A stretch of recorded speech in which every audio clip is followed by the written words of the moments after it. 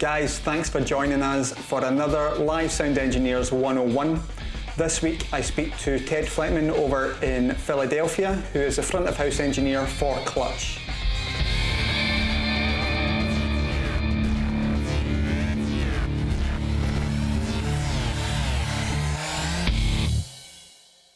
So Ted, thanks for joining me this evening.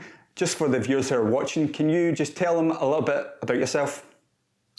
Well, my name's Ted. I'm a live engineer here in the US. I live in Philadelphia. I've been doing sound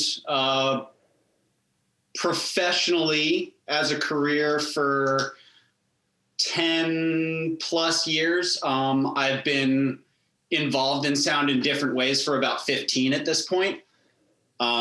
I started, when I was 15 years old, kind of as a kid looking for internships and opportunities in venues around Philadelphia. I got really lucky, had one person respond to my, 75 emails. And I went and started interning and said, wow, this is really cool. And never really looked back. And 15 years later, I have the best job in the world. I work with the coolest people ever. I get to do something fun every day. Yeah. Yeah, amazing. It's a blast. Now, what kind of bands is it you've been working with? Who's your regular bands that you're doing?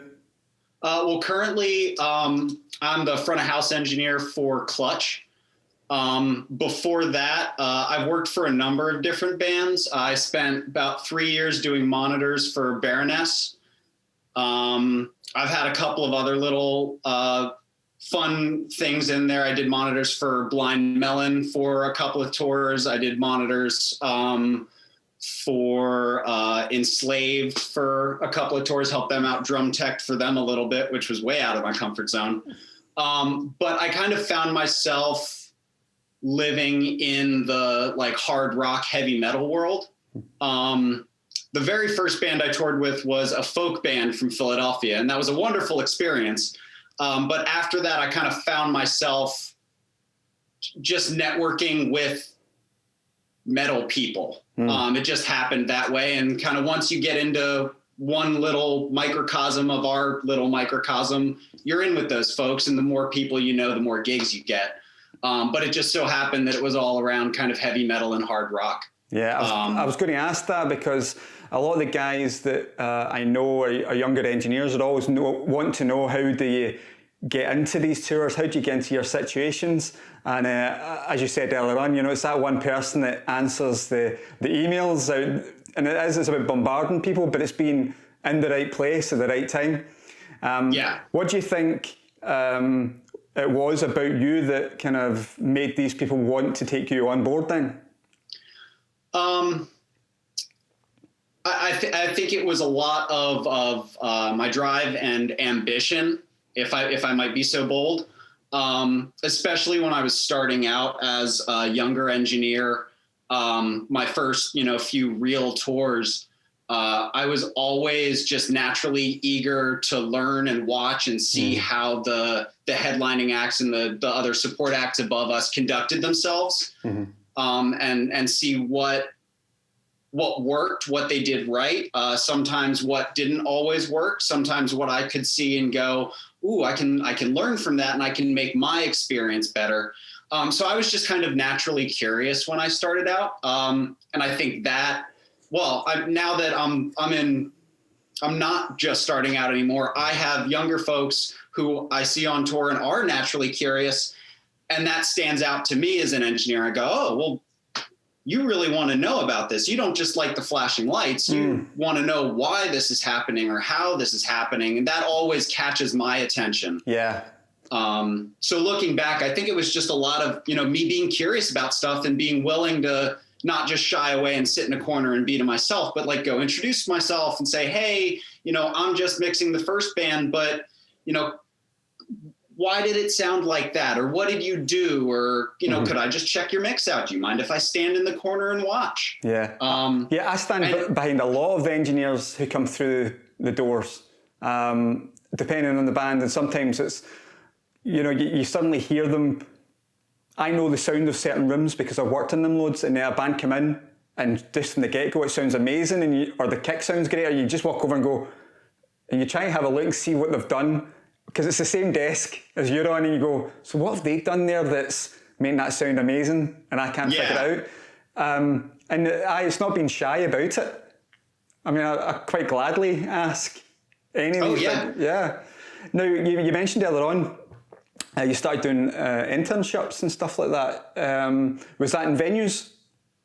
Yeah. So the very first gig I ever got was as an intern at a venue that has had a long history here in Philadelphia. At the time, it was called the Grape Street Philadelphia. It was a 400 capacity rock club that was also like same building, was attached to like a nightclub discotheque. And then we had like a little like acoustic space, off to another side. And I started there, and I probably spent my first 2-3 weeks standing behind the house engineer, taking notes during the show so I wouldn't be bothersome. And then at the end of the night, it was, okay, well, the first band, I saw you do this. Let's talk about that. Because luckily the person I was interning for, Barb, was very willing to teach me and take me on, even though I was an unproven 15-year-old working in a nightclub for free. She didn't have any qualms about it. I learned to wrap cables really quickly. I learned to, clean mics and make sure everything was taken care of really quickly. And it slowly, naturally evolved into occasionally I'd mix here or there, and then they paid me to mix in the acoustic room, and then I would start filling in the big room. And I think that all happened over a period of 2 or 3 years that I was there. Were these all front of house jobs where you're doing monitors in front of house, or did you have the opportunity to just do monitor shifts and stuff? Well, so I was actually very lucky. This club was one of the few 400 cap clubs in Philadelphia to begin with, but also one of the few clubs of that size that had a dedicated monitor desk. Right. So if I remember correctly, it was like Monday through Wednesday, we had some routing to do monitors from front of house because they were kind of our quiet off nights. We didn't want to pay for a second engineer. And then Thursday, Friday, Saturday, we'd open up Monitor World and, do that for kind of the weekend thing. And my first shifts were sitting back in Monitor World, figuring it out. And in retrospect, that was a really, really good move. Because I find especially when you're just learning, if you can tackle monitors and you can get past that, moving out to front of house is really easy. And it's a lot of fun and it's freeing and you can let your hair down and have a good time. But I would not have wanted to go the other direction. I think moving to monitors after learning front of house would have been scary. Was someone showing you how to do this, or was it literally you're doing a monitor shift and you sat there and went, right, how do I do this? Figured out yourself? There was explanation. Luckily, the monitor engineer they had at the time is still a very good friend of mine, and he was very willing to, let me kind of watch him and give me, the very basic tips and tricks of, all right, you're in this scenario and this happens. What do you do? They had me learning frequencies from like the second I walked in the door, and he would sometimes step back for a band when I was just watching. All right, your turn, step up, do it. And he'd be there in case something went awfully wrong. Yeah. Because my whole employment there was so under the books and semi-legit that he had to be there. But after a while, it was like, all right, this kid kind of knows at least how to do it. So, yeah, give him a Wednesday, give him a Thursday, give him an easy night. So how did you get picked up then by like Clutch or Blind Melon or Corrosion Conformity? How did that happen? I mean, it's my entire career has been word of mouth and just meeting someone who knows someone who calls someone who can't do the gig. So they say, call Ted. Yeah. The first band I worked with was a band called Hoots and Hellmouth. and they were a local folk band from Philadelphia. And actually, I was in college at the time. I did 2 years of university, and at the very beginning of my third year, the same woman who gave me my first internship, Barb, called me up one day and said, "Hey, there's this folk band. They're looking for a young engineer who's ready to go. How do you feel about taking a few months off school and going on tour, getting some real world experience?" I said, "Oh, that sounds fantastic." And I didn't finish school. Yeah. And I've been touring ever since. Yeah, I was about to say, I bet you didn't even have to think about that one. You know, No. Do you want to No. go on tour? Yes. Do I want to go do the job that I am in school hoping to do sometime in the future? Or do I want to jump at the opportunity, work real hard, and have the job that I want to have? Yeah. It was not a hard decision. It's with everybody I talk to and a lot of people I know, it really is about the opportunities that you get, but it is putting yourself out there, and you just don't know what a small thing will lead to. You know, it's like sowing the mustard seed. Yeah. And I was saying this I was actually speaking to my wife about it last night. You know, you just don't know what will come from anything. And I remember years ago randomly deciding to go and do a job in Dubai. But the person I was away with, that led to another job, which led to another job, which led to another job, and they kept on growing to now where I'm at, you know, just from something that I normally wouldn't have went and done, you know. And I say that to a lot of people when they ask about opportunities and everything. Do everything that you can possibly do, talk to everybody you know, and it's all about relationship, because if you come across in the wrong way, then you will not continue to be successful or wanted.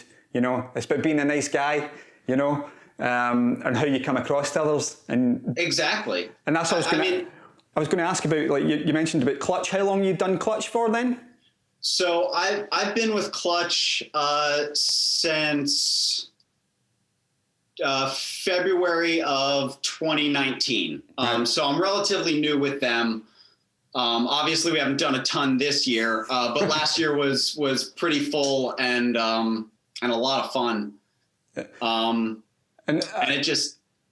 How does it work in terms of you're with them? So like last year when you were their engineer, would you get the opportunity to still work for some other bands, or you're pretty much committed to them for a period of time?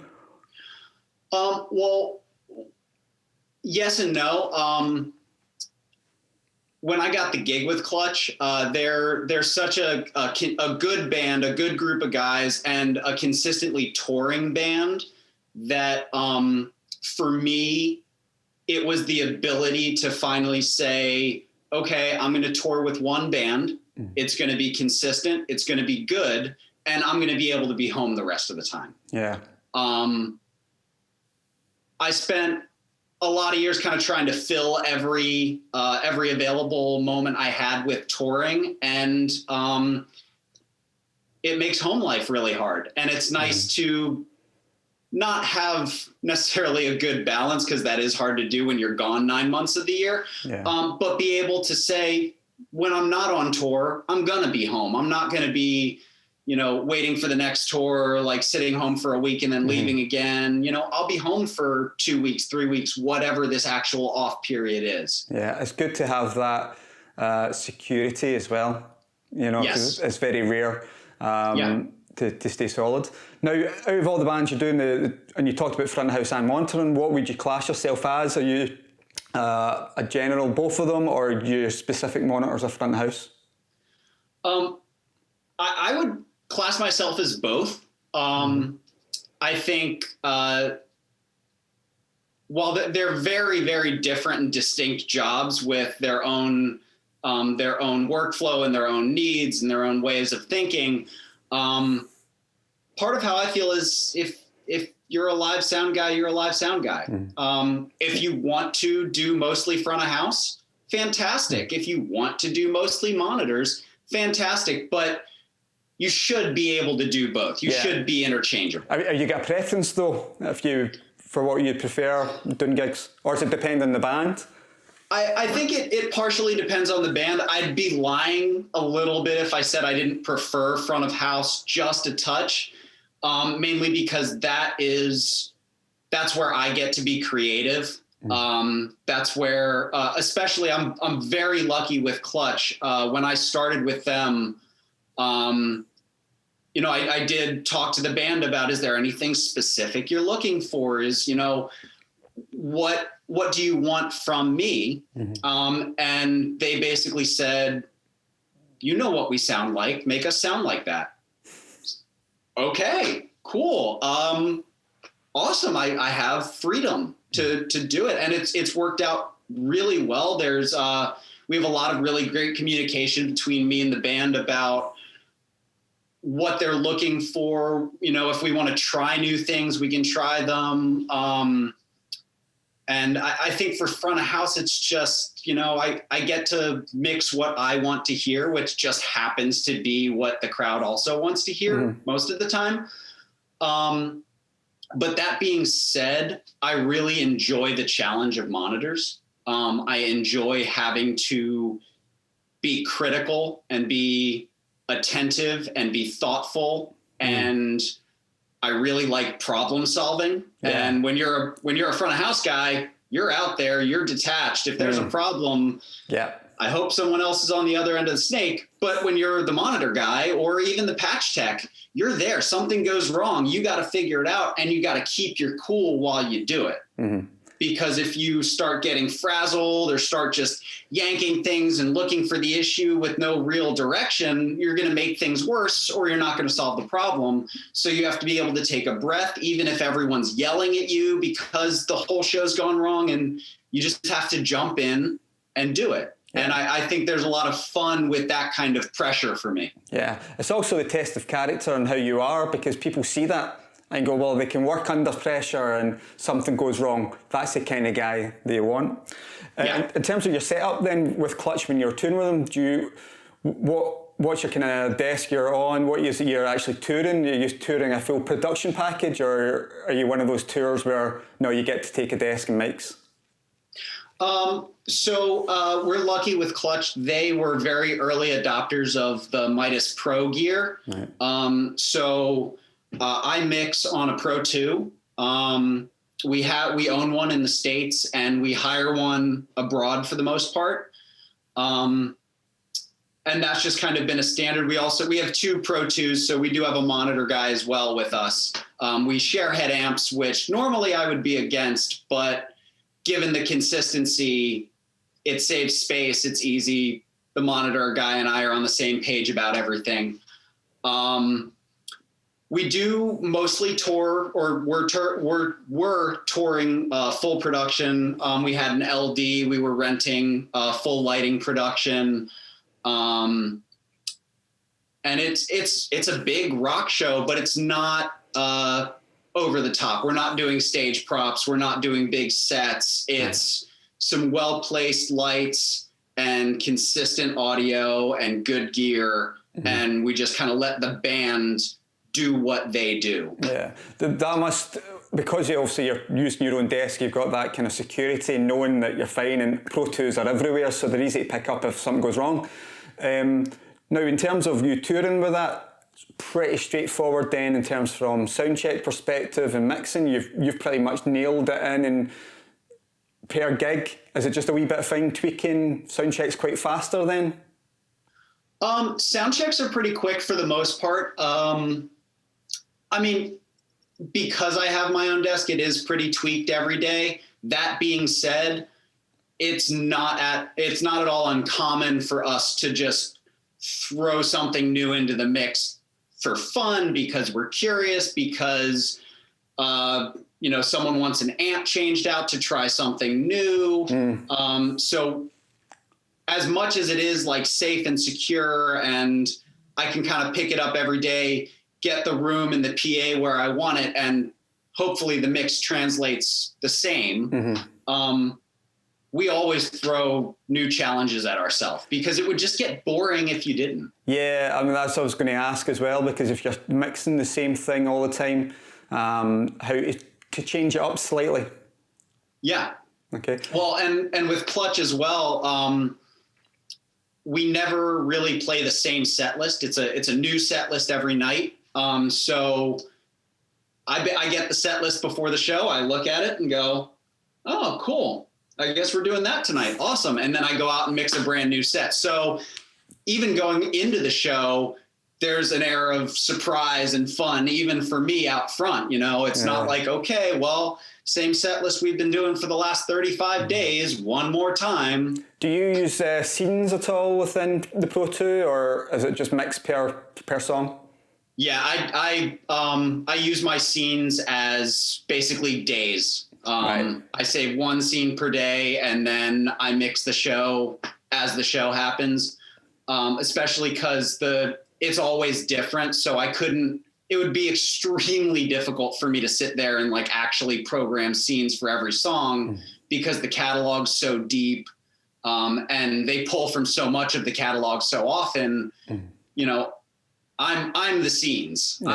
I know how the songs are and what happens, and if there's something new or different, and we figure it out. So Ted, in terms of venues and festivals, obviously when you're going out on a tour and it's a venue tour or arena tour, full production, you get soundcheck, set up, all great.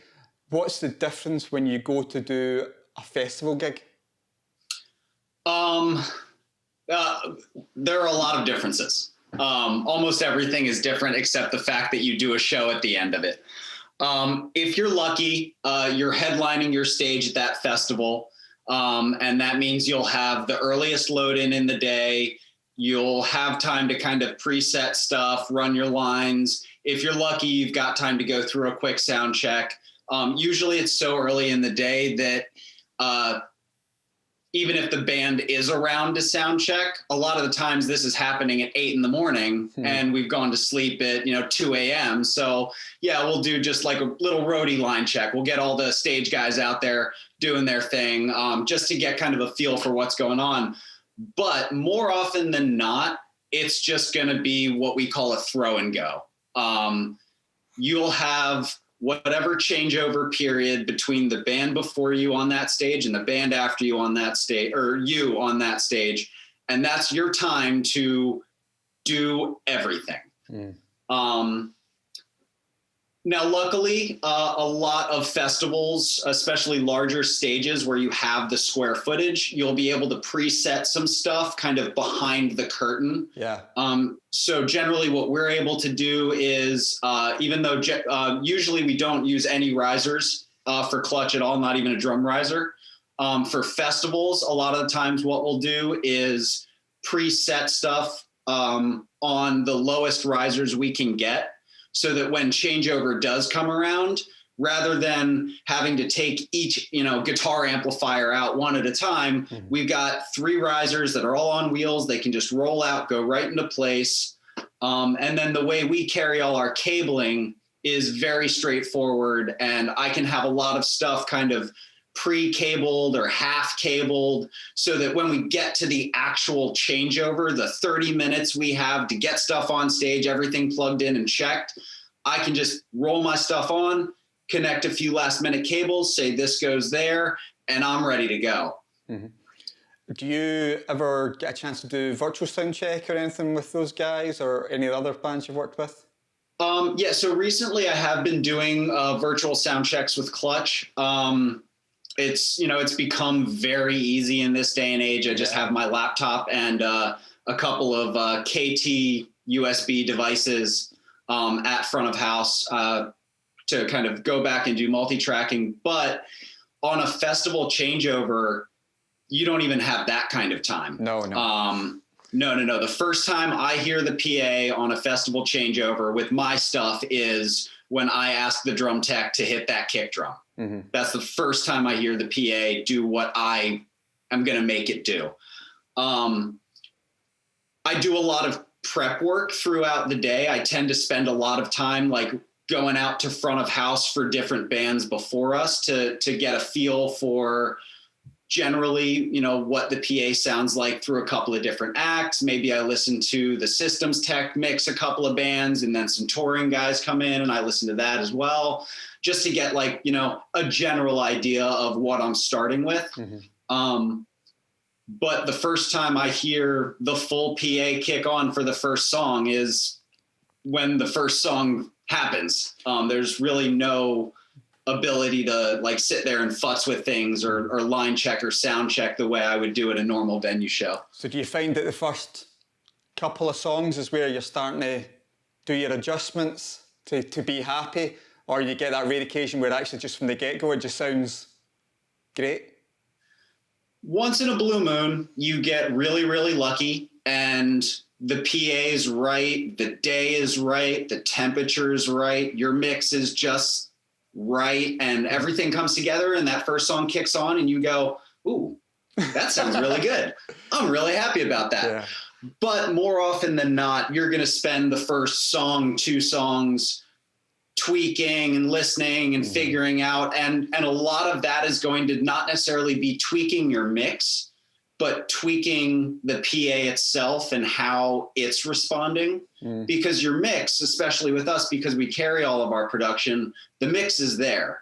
Yeah. I'm worried about the output to the audience. And that's where I spend a lot of my first 2 songs listening and seeing if pulling this frequency helps, maybe a little less bus compression is going to let this PA breathe a little more, you know, those kind of ideas. I guess, I mean, the festival gig sounds a hell of a lot more work.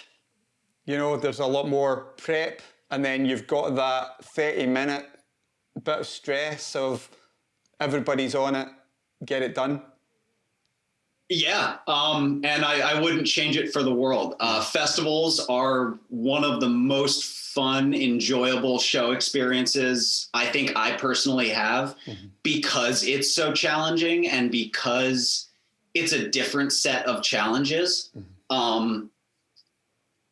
It's much harder to do, and it's much more pressure because you don't have any time to fix stuff if it goes wrong. If something goes wrong, your set time starts at, 2:30 in the afternoon, whether you like it or not, whether you're ready or not, your set starts then, and you have to have it on track. So it's high pressure, it's high stress, it's scary, but it's also really rewarding when you do it. And you get, into the 3rd, 4th song, and you're comfortable and you're going, this is really fun. This is really cool. I guess, when you're working with a band so constantly and on tour, it's pretty much second nature, everything you're doing anyway, but I can imagine the pressure even more if you were actually just standing in for somebody, or that's when you really go, bit of test of character. And I've been in that situation as well. Like, hey, can you come fill in for me for one show that happens to be an outdoor festival with a 25-minute changeover? And yeah, I can. It's even scarier, but it's even that much more rewarding when you do accomplish it and you're able to go, that was really hard to do. And I gave everything to make it happen, and it happened. Are you very hands-on when you're doing the actual setup in that half an hour, or are you pretty much, you're either at the front of the house or you're at Monitor World and the festival techs are doing everything for you? No, I am hands-on no matter what, whether it's at a venue, whether it's at a festival. I'm not a white glover, so to speak. I'm happy to give people things to do. If you're there to help, I'll give you work, but I'm not going to sit back and watch my work be done for me. I also am very aware, having come from years of doing monitors, that the more comfortable everybody is on stage, the easier my job is going to be out front. And especially at a festival, yes, there's a lot of work to do at front of house, but the biggest thing to do is just make sure you're interfacing with the PA right. So whereas I have kind of one thing to focus on once the set starts, everybody on stage has 87 million things to focus on once the set starts. And if I can help them get to a better place on stage quicker, that's going to make the show run better for everybody, because then I can just more effectively do my work out front. Yeah. In terms of like patching and stuff like that, do you rely on the festival techs to do the patching? Because obviously it's been set in a certain way? Do you give them just your channel list, say this is what I need, do it kind of thing? No, I'm very hands-on with my patching at festivals, mainly because the system we have is so tightly locked down. Everything is as labeled as humanly possible. I could very easily, and have many times, handed my subsnakes and my cables over to whatever festival tech and gone, can you get a start on this for me? And everything's color coded. It's obvious where it goes. It's obvious what plugs into what and where the other end of the line ends up. So I've made it as easy as possible for anyone to really be able to pick it up and just roll with it. Our monitor engineer, Al, is also extremely involved in that whole situation. You can go to either one of us, ask the same question, and we're going to give you the same answer. Same thing with our stage right tech, Dave. He's a jack of all trades and master of them all as well. So you could probably go to him, ask an audio related question, and chances are pretty good he'd know the answer right then and there. So we try to make it as easy as possible to get everything done, no matter who you are. That being said, a lot of the times it's just faster for me to sit there and plug some cables in while we have, 10 minutes before our changeover and everything's on the skids already. Doesn't take me very long. Do you have any of the festivals, not just with those guys, that you have to use the equipment that they've got on stage? There isn't an opportunity for you to bring in your desk and your equipment. What happens in that scenario? You roll with it. You figure it out. Hopefully, the festival techs are good enough that there's at least something to start from with, basic labeling and maybe a little bit of EQ and compression here and there. But I remember years ago I did a festival with a stoner rock band where it was my first time on an SD5. I didn't have a file. The house tech didn't have like some sort of house patch file. So I just kind of picked up whoever was mixing before me, looked at their file, said, all right, plug them into those holes.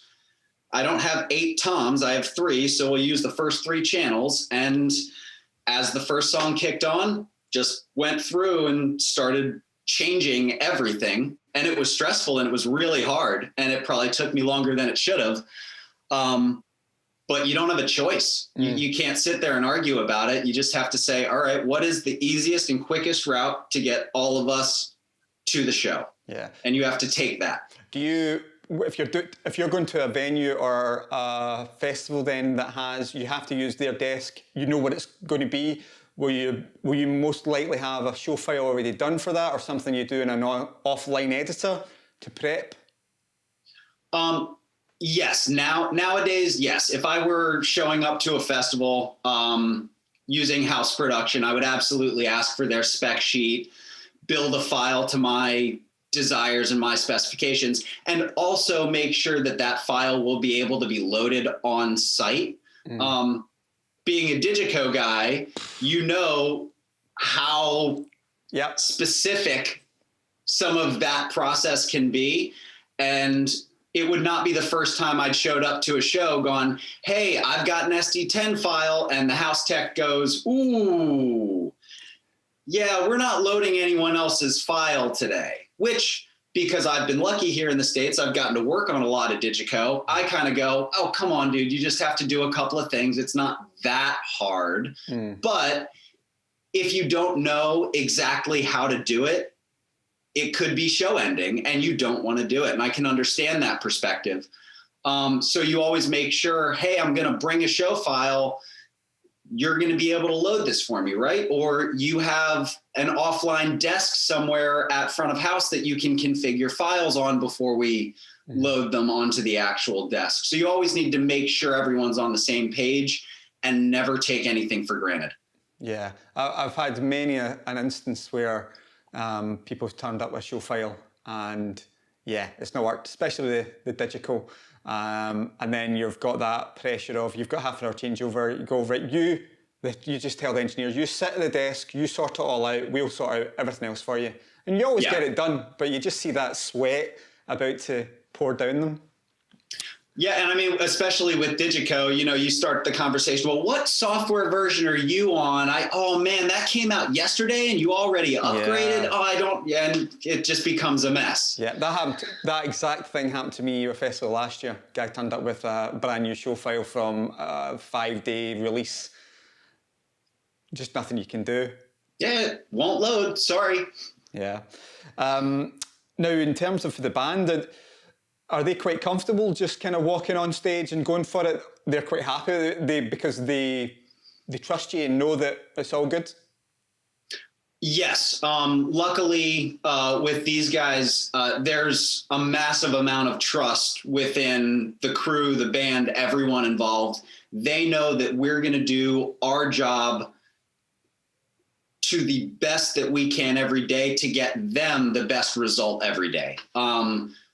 More often than not at festivals, the first time they get on stage is when they walk out for that first song, and they know things are going to be right. And they are right.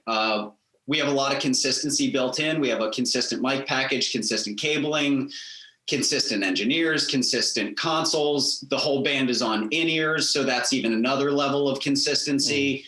So we've gotten very good to the point where everything just kind of falls into place. And if there's a problem, we can isolate it very quickly and solve that problem and be ready to move forward in a timely manner. And the band trusts that by the time they're there and ready to go, we're ready to go.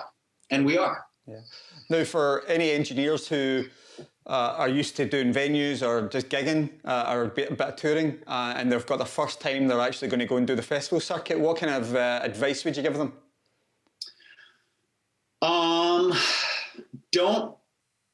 Don't think too hard, but don't not think.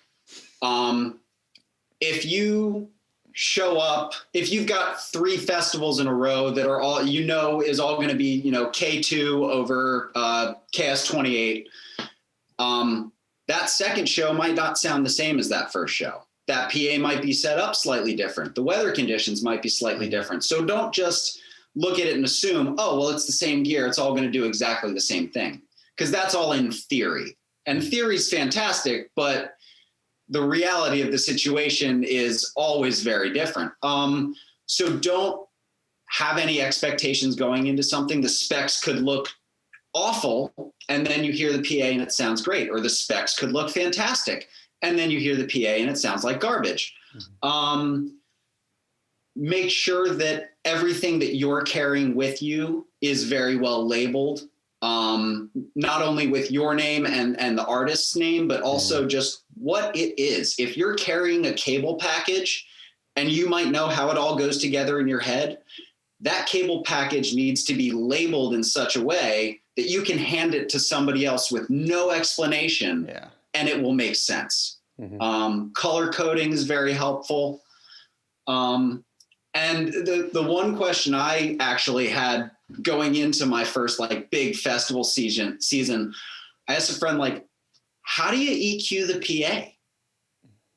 Because I'm used to, having 10 minutes to listen to my test tracks and get an idea. It's first time I'm hearing this thing is when the band comes out and does their thing. How do you EQ the PA? And he kind of looked at me and he said, well, what frequencies do you always pull out? Kind of thought about it for a second. I was like, yeah, all right. I always end up with more or less something little here, something little here. He's like, use that as your starting point.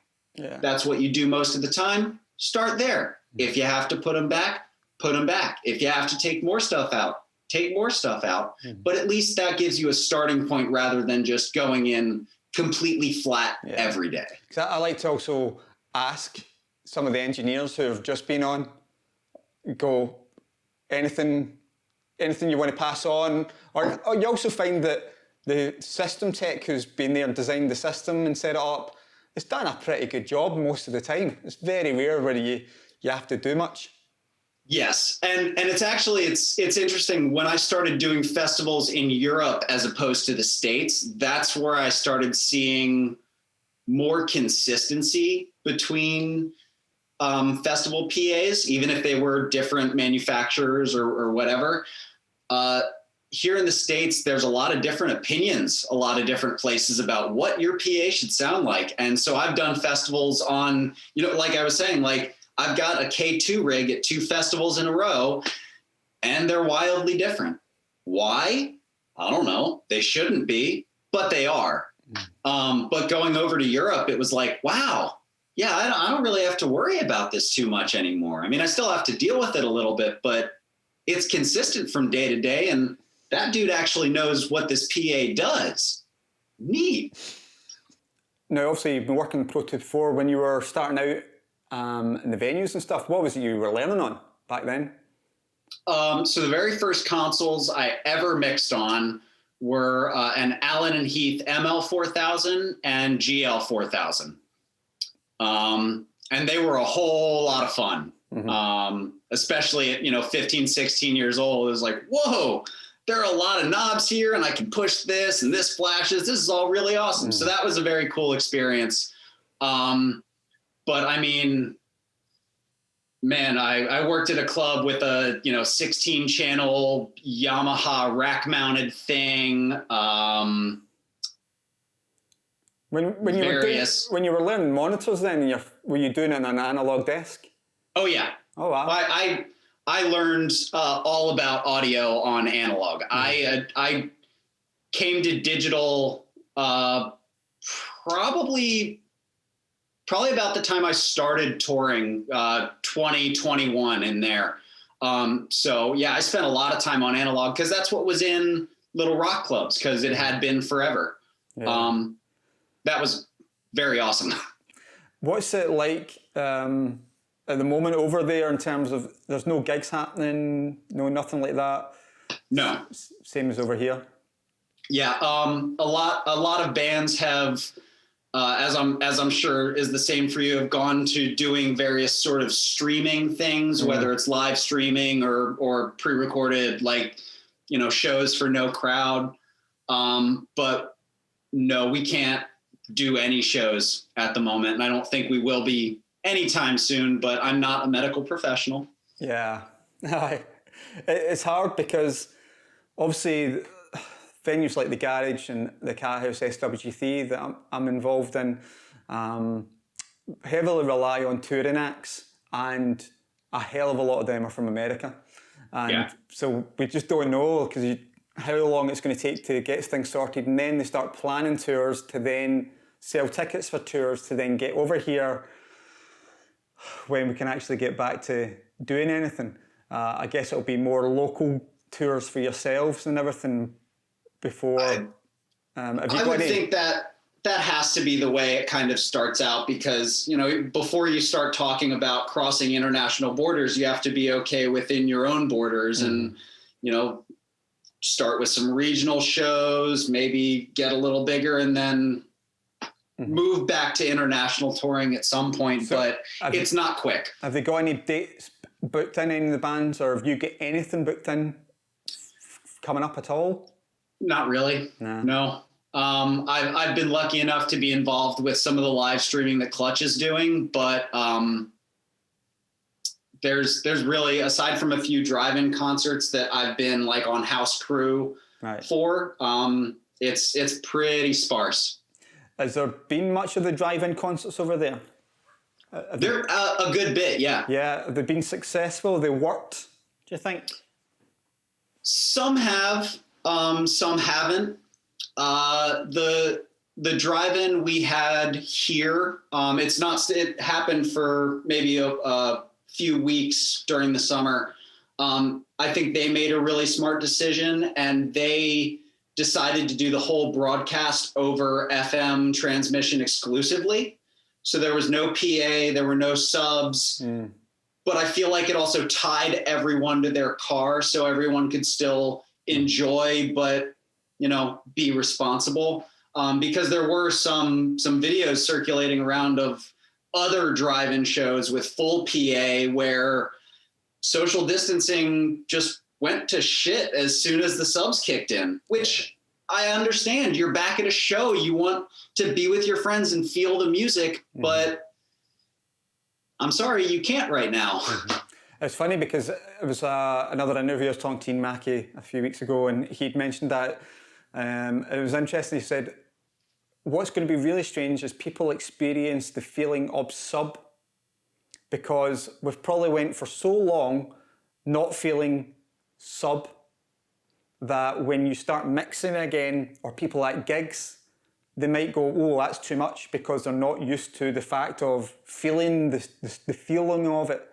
So I wonder if that will change, or we suddenly go, I just want more. I want to actually feel the music for once. I was actually talking to a friend about it the other day. I haven't heard subs since March, and I miss it. I miss hearing 50 and 40 hertz. It just, even if I crank my car up irresponsibly, it just doesn't do the same thing. I think tonight, after this interview, I'll go into the warehouse and set up some SB28s, and I'll just sub, just go and sit in the sub. Yeah, 40 hertz oscillator just for an hour. You'll be good for a while. You've also mentioned the handful of bands that you do a lot. Is there any specific gig or artist that you've mixed that is a standout that you always remember of that moment of, this is why I do it? I remember just being amazed at. I remember the very first night I mixed monitors for Blind Melon. I mean, everyone knows the song, No Rain. It's, even if you don't know the title of it, go listen to it. Yes, everyone knows that song. Whether you know it or not, you know that song. Even my kids know that song. Exactly. Generations don't matter. It's everyone knows that song. What blew me away was how much of their catalog I knew without knowing it. And kind of being able to sit there at monitors that first night and go, oh, this is fun. I like this song too. Oh yeah, this one, I remember this. Ooh, this is cool. And it was just one of those rare first night gigs where it just worked and it went smoothly and everyone was happy and everyone was comfortable and it was a good time. And I got to hear songs that I hadn't heard for a long time. And there's a little something fun about having worked for Blind Melon. They haven't been around for a long time, and they had this kind of resurgence that was a real pleasure to be part of. The singer, is it Shannon Cahoon, isn't it?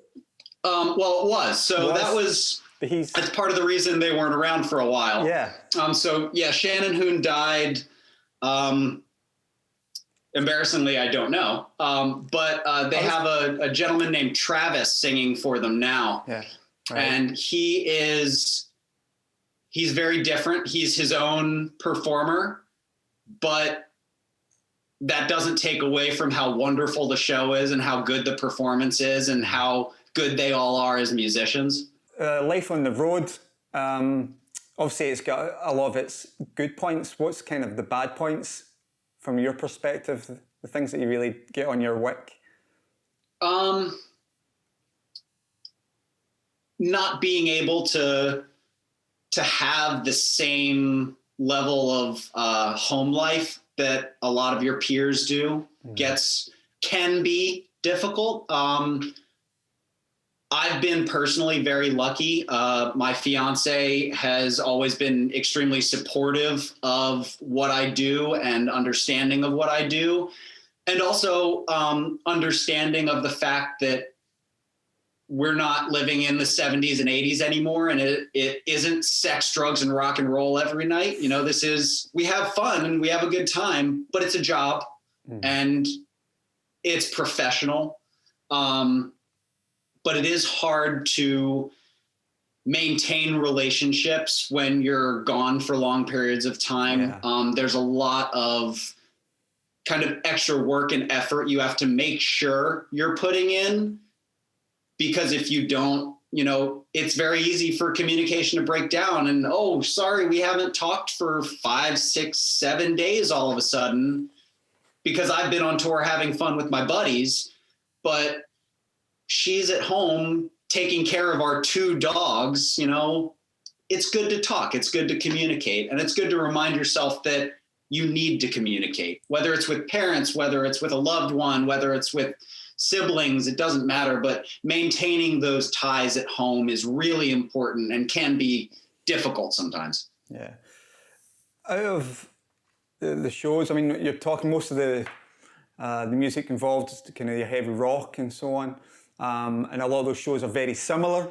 Have you had any shows which have been a challenge from a sound engineer's perspective, something that you've suddenly went, this is going to be out your comfort zone and you've really had to think at it?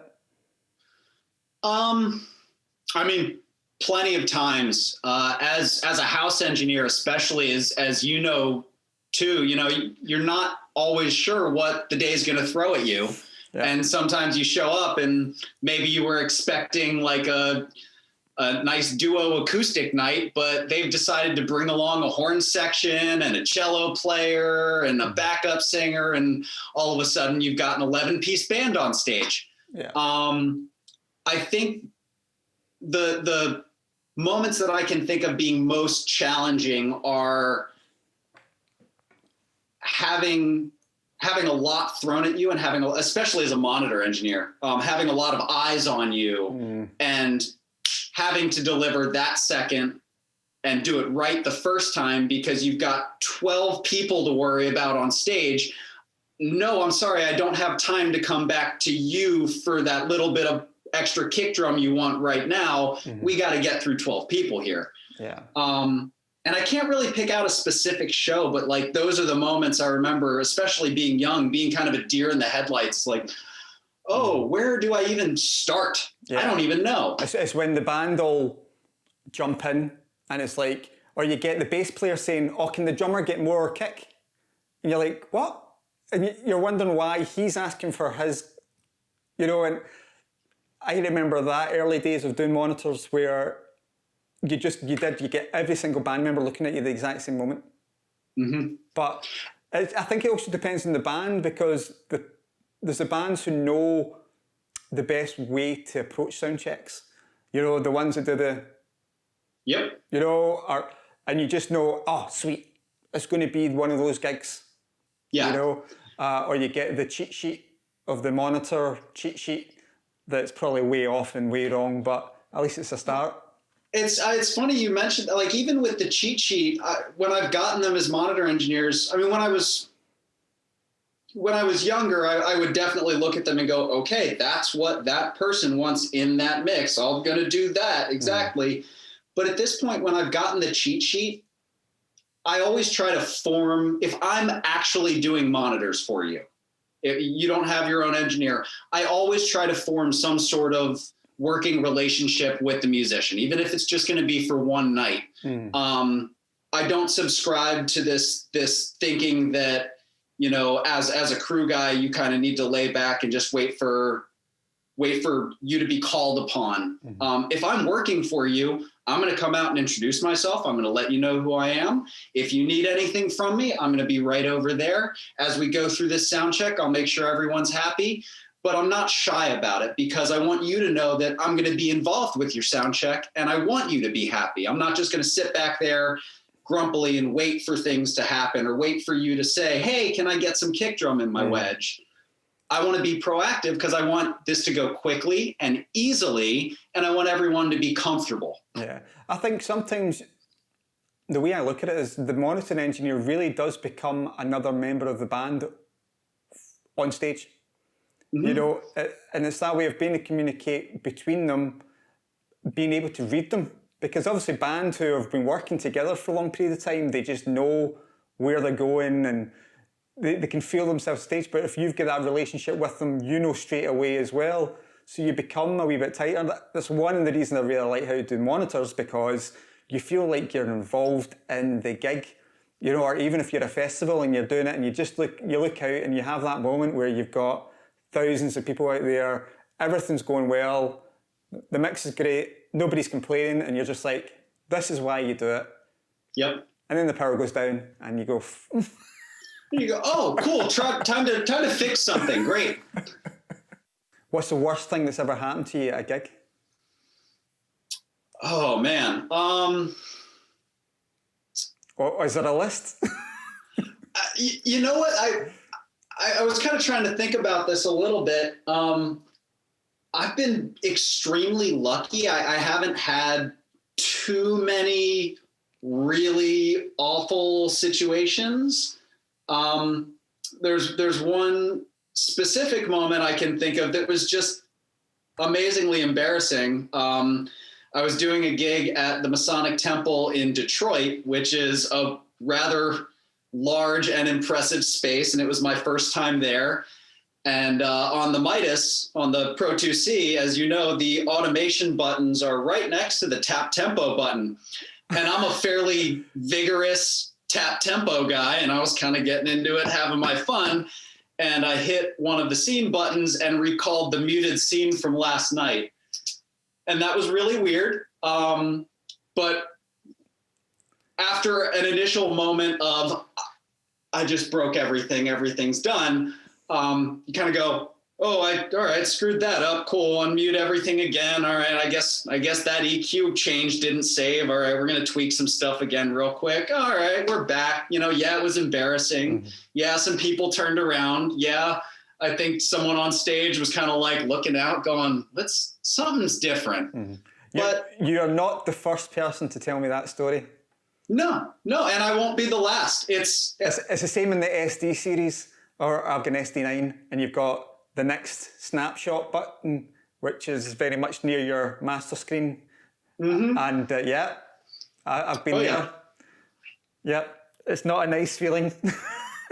No, but it's more embarrassing than anything else because nothing's truly gone wrong. I've been lucky enough to never have actually blown up someone's PA by accident.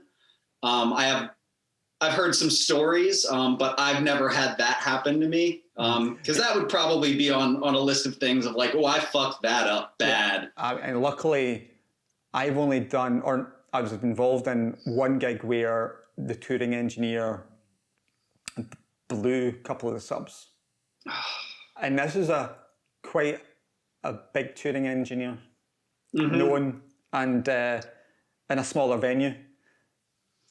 Spent literally 45 minutes with Smart trying to make a PA sound the way it couldn't possibly. It was a small place, and blew two 18-inch subs, and I was mixing the support, so that happened during the sound check. So then, from there, it just not fun whatsoever. And I've only another gig where it was actually a festival, and they were using my Cara, so we had Cara hangs for the main stage, but I was actually looking after another stage, and I just happened to pop back to the main stage because there was an SD9 there and I needed to update a file, and I just happened to be on the side of the stage updating my file, and this was in between the bands, and suddenly there was a horrendous noise went through the whole system, a really horrendous digital noise. And Andy at front of house luckily managed to just switch the desk off. It was a Pro 2. Don't know what happened. Something just went wrong with the Pro 2. And it was luckily one of those moments I was there at stage near all the power amps. Switch. But my heart sank. A, because you're talking 5,000 people standing in front of you, and it's my PA system. And you have you're thinking of all the work you're going to have to do to fix that later on. Yeah. And I'm like, please don't. This is when halfway through the Saturday out of a festival weekend. Oh. And luckily it all went fine, but it was just a loose board in the Pro 2. And my heart sank. You always have that moment of, oh no. Yeah. And then you can recover and fix the problem, but there's always that moment. Mm-hmm. I was doing another festival date, and I was looking after, the stage I was looking after wasn't my PA system, and had an outboard crossover rack, which wasn't in a rack, it was just, they were all loose cables sitting at front of house, and one of those ones, if you went near it and touched it, the power would go off on the unit. Oh, good. Yeah, really handy. But the thing is, when it reset, it would lose the presets for the crossovers. this happened a handful of times over a weekend. Like mid-show, it would just go down, come back up, no crossovers, no processing. Luckily, the only times it happened was in between bands. Ooh. Luckily. But it was one of those moments of, we need that sorted. They eventually was sorted, but yeah, again, it was one of those, you can't relax because you're just waiting, please don't, and you're talking touring engineers coming in, and it just happens to have these wee racks, so yeah, it's that's squeaky bum time, we like that. Oh, that's terrifying. To sum things up, I mean, you've said a lot of things about being your personality and just coming across well, and sum up to don't be a dick, is how many of the other guys have said it. What's your advice for younger engineers who want to get into the industry or want to get to your position out with touring bands? Don't be shy. Ask questions. Just ask them. If you want to know about something, find someone who knows about it and ask questions. And when you're not asking questions, try to figure it out on your own, because there's no replacement for teaching yourself, because you can make 99 mistakes in a row, and then you do it right the 100th time, and you have that moment, that light bulb moment that goes, oh, I get it now. I know why that happens, and I know how that happens. And that is not only a wonderful feeling, but something that is going to propel you to want to get better every day. Because the last thing you should be doing in our industry is not learning. There's always something new to learn. Always a new technique, a new piece of software, a new way of thinking. You know, there's always something to talk about and figure out and experiment with. So just ask questions. Tap the engineer on the shoulder and ask why that is that way. Maybe don't interrupt them in the middle of a song, but like, you know, when they have a moment, hey, can I come take a peek? I share my mix. I'm not one of those folks that's like, oh no, these are my tricks and my secrets. No, if you want to see what I'm doing, come see what I'm doing. I'm all about that, because maybe you'll figure out how to do it a better way, and I'll learn something from you down the road. Brilliant. Well, Ted, thank you very much for your time, sir. Thank you for sharing your wisdom. Absolute pleasure. Thank you so much for having me. It's great. And hopefully see you on the road and coming through Glasgow at some point over the next couple of years, mate. Yeah, let's do a show at Garage. Excellent. Cheers, man. Talk to you soon. All right. Thank you so much. Guys, thanks for watching another episode. Please remember to subscribe, like and comment, and we'll see you next week.